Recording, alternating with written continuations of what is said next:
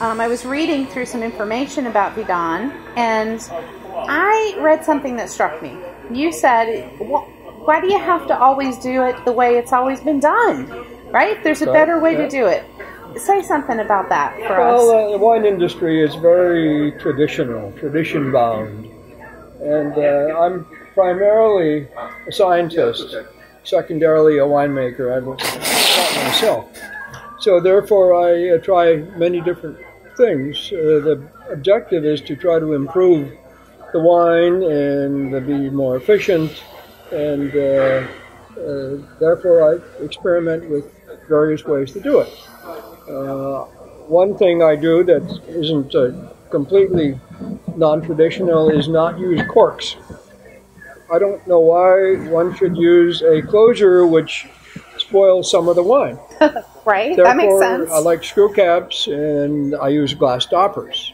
The wine is, when you pour it out, what we put in the bottle. So it's Let me get a zoom up on that stopper. That's pretty cool.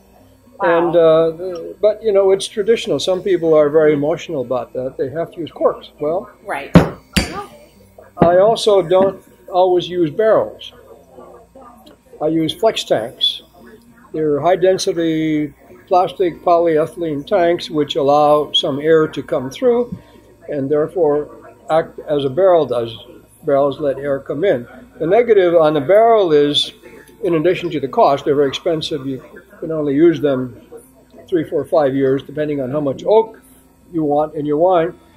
But wine comes out of the barrel, so you have to top them off every 2 weeks. And so you're wasting a little wine.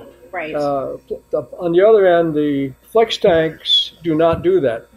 Their structure is such that water or wine can't come out, but oxygen can go in. And so you save the topping, and they're easy to maintain.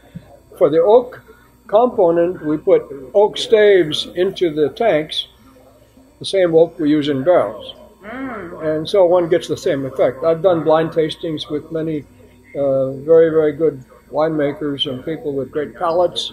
More often than not, they preferred my flex tank wine to the barrel wine. I have both, and you can see them in the barrel room. But you know, there are not many wineries using them. Although I think a few more of the top wineries are starting to use them. In Napa, I saw a really good Barola come from Italy recently that had glass stoppers. Oh, were they kicked out of the country? Hello. So there's some changes.